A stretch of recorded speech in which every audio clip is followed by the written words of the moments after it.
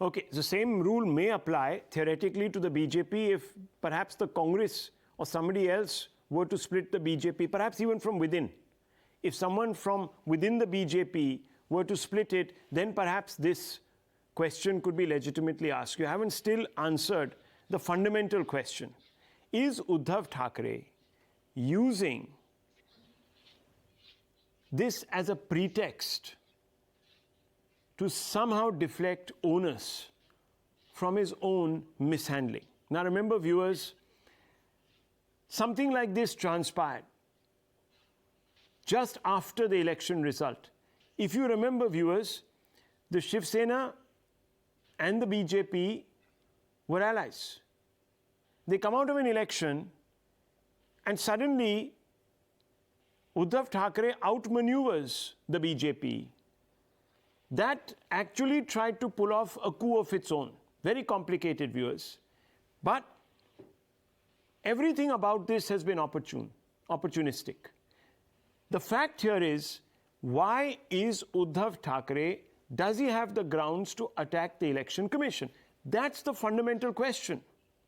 And I want to bring in, no, and yes, you can talk about prioritizing this over the other. There might be an issue there, but many people would turn around and say that there is no election happening, there's no really pressing need for the Election Commission to take a position on, let's say, Mr. Paswan. I'm not saying that, I don't believe that, but it could be argued. But let me just bring in Ishkaran Bhandari on the most substantial points. The Election Commission today is being accused of partisanship. Do you think this is more of an excuse?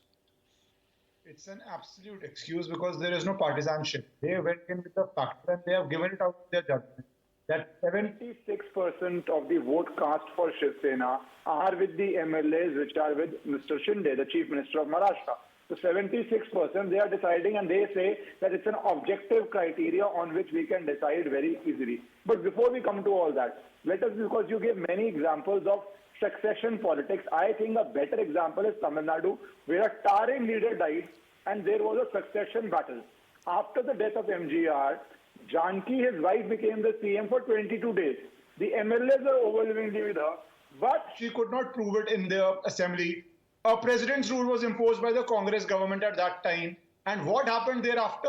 In the election, Jayalalitha faction and Janki faction both fought the election. The party symbol was frozen, as Election Commission has frozen right now. And even though they both lost, the government was of DMK, but Jayalalitha's faction got 27 seats and was the clear number 2. Janki's faction got 2 seats, and then Jayalalitha history is written how she became the Taring leader. So end of the day, all these symbols, all these names amount for nothing, but the people will decide. The BMC election is yet to come. If Uddhav Sena manages to sweep that election, I think the debate is over, which is the real Shiv Sena. And if Mr. Shinde manages to sweep it or win it or in alliance with BJP, form the government, there also, end of the day, in democracy, everything lies in the hands of the people. But as far as Election Commission is concerned, they passed an order which is absolutely in accordance with law. It has been challenged in Supreme Court. We'll see what the court does. But of all the options before the Election Commission, I think they chose what's the path of the law. Okay, on the other point that Tehseen Poonawalla raised about prioritizing one case over the other, now we do know that even the Supreme Court does that quite often. No, there are two factors to that. Firstly, I agree fully with Tehseen that if a sitting CM cannot protect or cannot know that his MLAs are being taken out, then does that person deserve to remain a CM? I am in agreement with Tehseen on that. Now on to priority. There are often enough times that one petitioner is also moving applications and asking for early listing of matter. I don't know an LGP case. Is either of the parties wanting to resolve it? Have everybody completed the pleadings? Are there applications being made? Whereas in this case, the petitioner could be asking the court for a judgment or the Election Commission for a judgment. There are multiplicity of factors. So just to pick out this has come early, that has come late, I think is not going to lead anywhere. Okay, let me bring in to both. Yeah, okay, very quickly, yes. Yeah, very quickly. On the first factor of more MLAs with Mr. Shinde, actually, and comparing it to Jayalalitha's case is actually factually incorrect, because in this particular case, in this order, the Election Commission writes that we have not taken into account the Karyakartas. Now, remember, the Karyakartas of Shiv Sena are registered. They've not even decided to count that. They've only gone by the electoral strength of the MLAs elected on the Shiv Sena symbol. In case of Jayalalitha and the other case, they were fighting for the symbol. Here, the election was on the symbol. No, hang on, just a minute. This is the reasoning, and let me take you through. Let me walk you through the reasoning, and I want to bring in Mr. Sanjay Hegde. Okay, one second. Yes, Mr. Ishkaran Bhandari, what were you trying to say? Make your point. Not at all. Yeah. Let us be very clear. In that case, the symbol was frozen, and after that, both the parties went on, like in this case, went on separate symbols to contest the election. That's right. So let us be factually very clear. Yeah. So one But second. that happened here also. Now let's talk about the numbers. Election.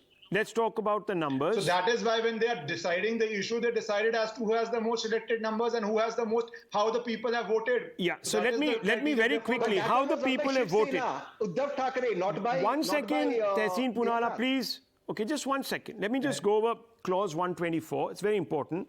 The 40 MLAs supporting the petitioner garnered 36,57,327 votes out of a total of, and this is quite clear, 47,82,440 votes. That is 76% of votes 76. polled in favor of 55 winning MLAs in the general election to the Legislative Assembly in 2019.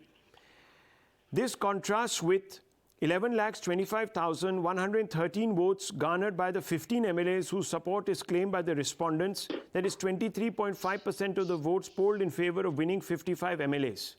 Further, as against 90,49,789 total votes polled by Shiv Sena in general election to the Legislative Assembly of Maharashtra in 2019, including the losing candidates, votes polled by 40 MLAs supporting the petitioners come to minus 40%, whereas votes polled by 15 MLAs supporting the respondent comes to minus 12% of the total votes polled by candidates contesting on symbol of the party in 2019 general election to the Legislative Assembly of Maharashtra. So the numbers clearly favored the Eknath Shinde faction